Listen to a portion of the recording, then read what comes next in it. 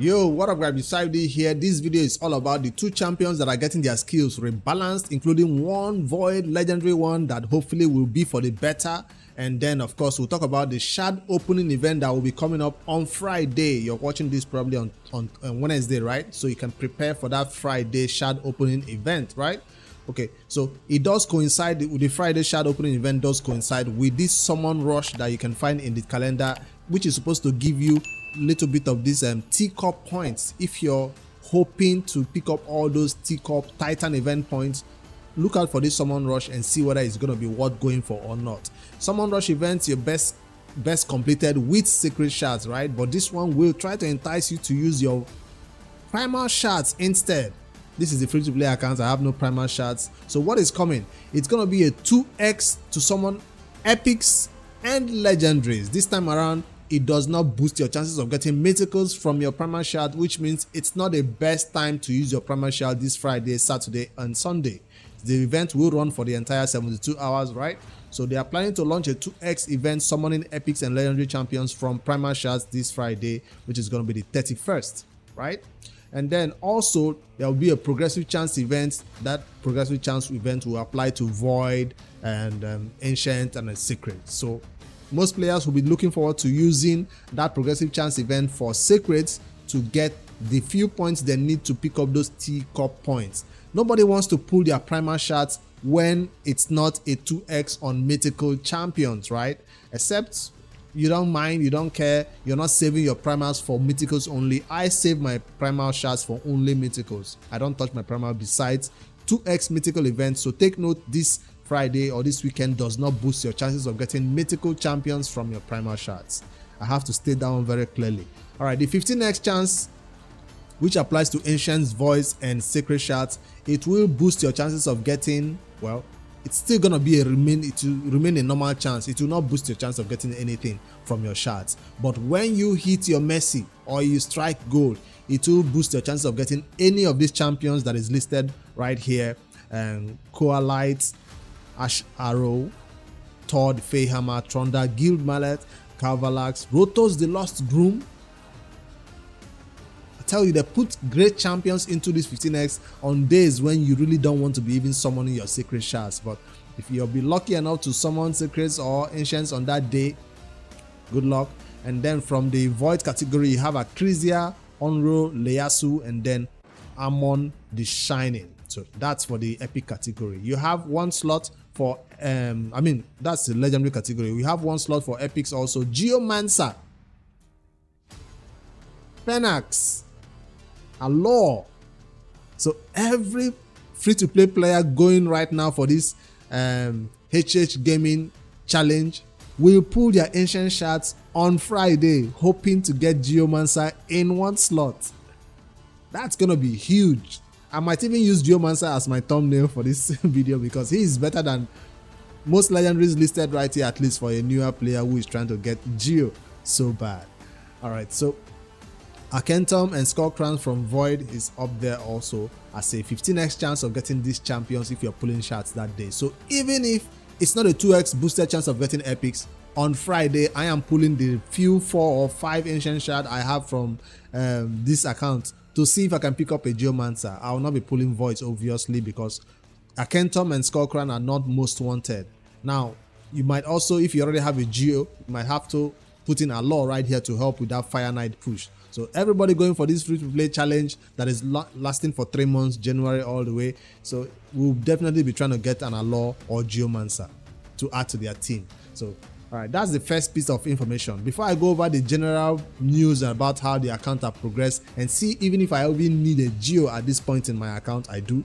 But definitely let me talk about the other upcoming champion rebalance that will benefit a lot of endgame players who have these two champions that are getting rebalanced. The first one is Altan the Shell.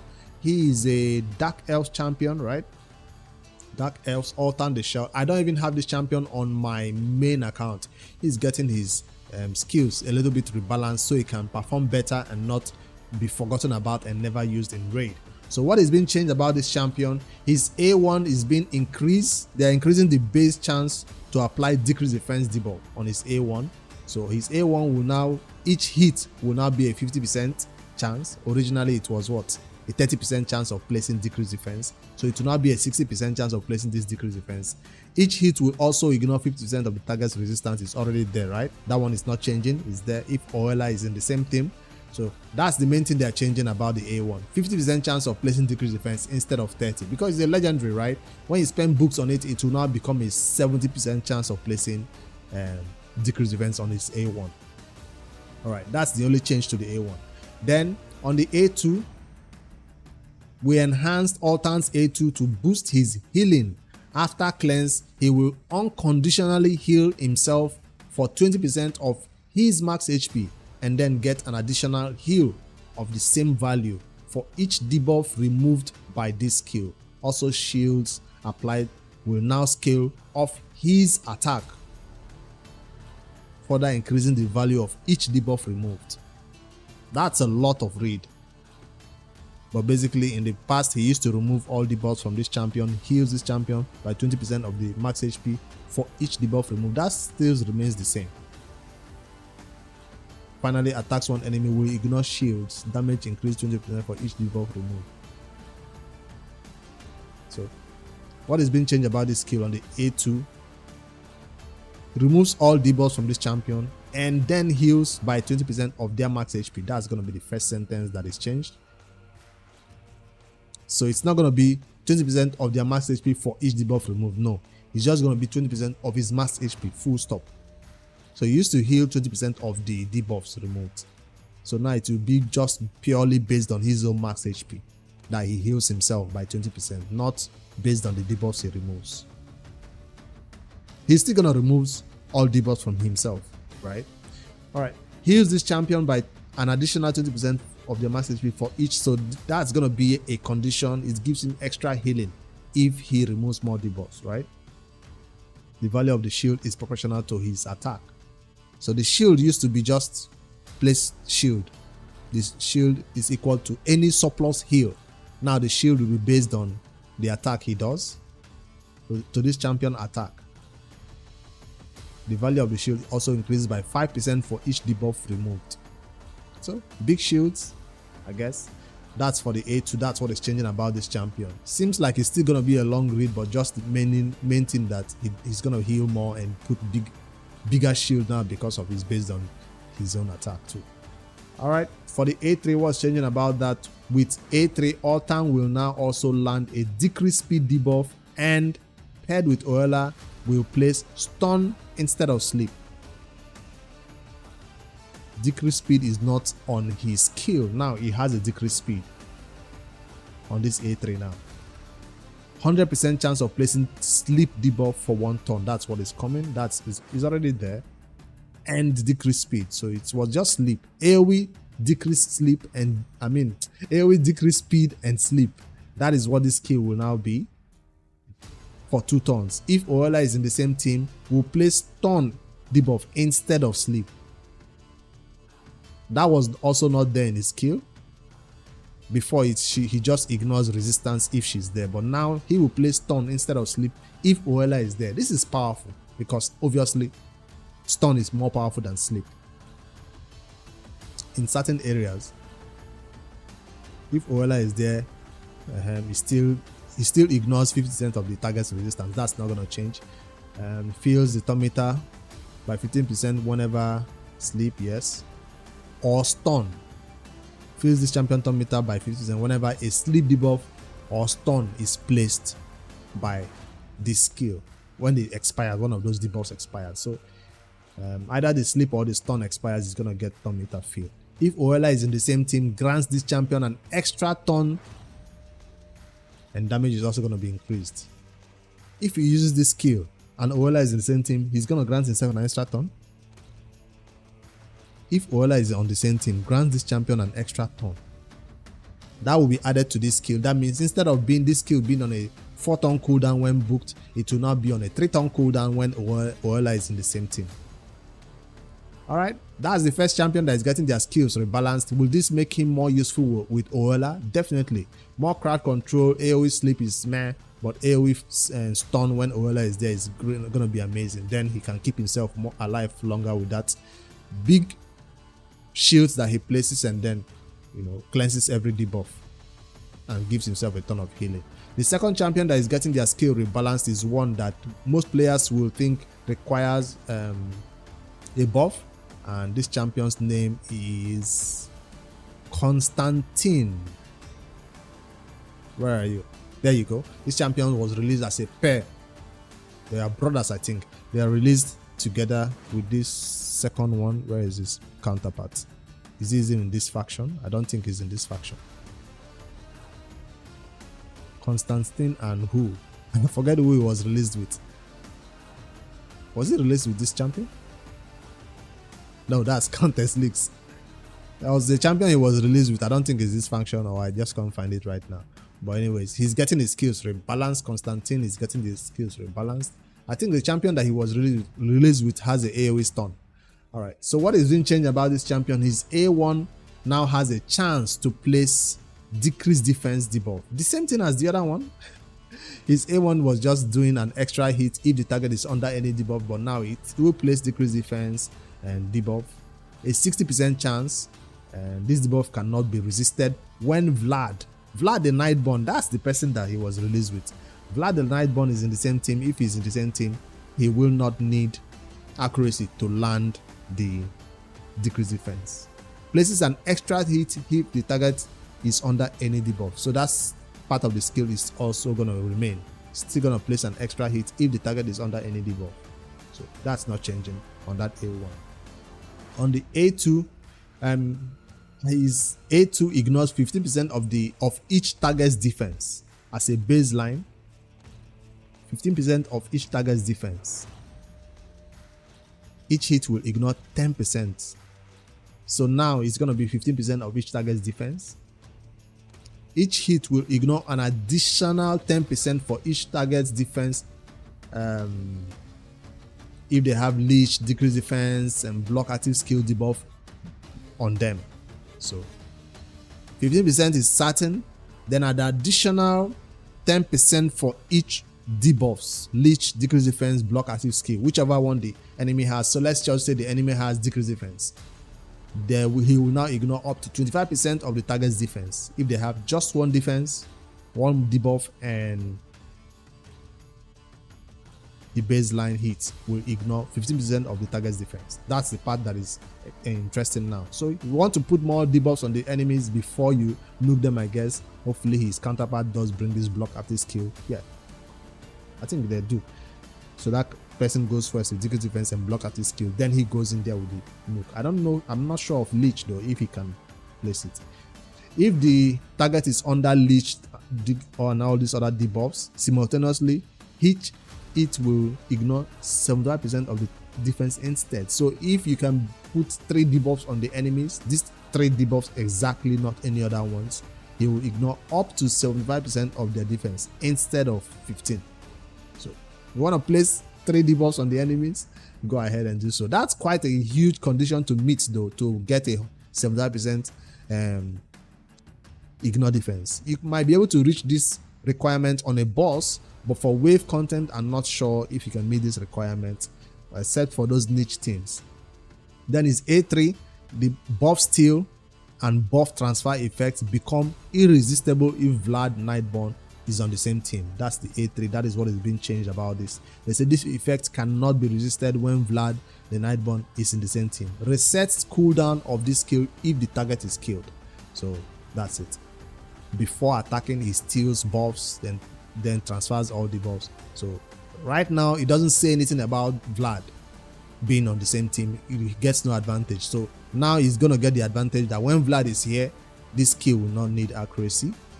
Yes, that's nice. And a champion that doesn't need accuracy to land his skills or to steal or transfer debuffs will even do more damage. So then it will be able to reset, totally reset, not just decrease the cooldown by 2. It will reset this skill if the target is killed. And a single target hit definitely should be able to kill an enemy. What is being changed about the passive? At last, his aura got a boost. Now increase ally attack in arena 35%. So the passive is not being changed. It's the aura that is going to be arena 35%. Who needs him in the leader slot in arena? I guess some niche teams will put him in the leader slot, but he's getting an arena aura boost from 30 to 35%. So does that make him a worthy void legendary? He still relies heavily on his counterpart, Vlad the Nightborn. He still relies heavily on him. So if you want to pair them together, go ahead and do so. So those are the champion rebalances that are coming to this champion. I don't own 2 of them, so let me know in the comments if you think these are good rebalances or you think it's still not enough to bring them out of the vault to use them. Alright, I do have the counterpart Vlad the Nightborn. I do not own this Constantine though. Alright, now for the end of the video, I want to add a little bit of updates about what this account has been up to. And I'll tell you, for the past 3 days, I went from 1,000, is it 2,000 gems, close to 2,000 gems that this account had when I picked up these new legendary champions that I was so excited about in that video, Grand Oak Padraig. That video you guys seem to enjoy when I used some shards. Look, I had from 2,000 gems and I came down to about 1,000 because I used gems for shards to get me this legendary. And now a Geomancer event is coming up, which is a 15x for Geo. I might use the rest of my ancients for that. Some players might even convert gems into ancients just to pick themselves up a Geo, which is going to be useful in this early game when we are all building a killable clan boss team, useful in other content also. So I've been building these champions not in terms of just gear and putting their gear to max, but also masteries farming. You can see how many stars, how many scrolls I have so far, getting closer to the war master that I need in Toragi the Frog. Also Ugo, see how much masteries I've been farming. And yes, I did go into the Mino 15 and farm masteries on all these champions at the same time. Now farming masteries for one champion is quite easy. You can do it in 1 day or a few hours, but farming masteries for an entire team, 5 champions, is going to drain all your energy, all your resources, and it's not that fast because these champions are not doing crazy nukes beside my kill. So this is the main priority of this account right now, and this is the only thing I've been doing since I took all of them to 60 or 6-star 6-star 6-star. I've not gone back to the campaign to farm any other chickens.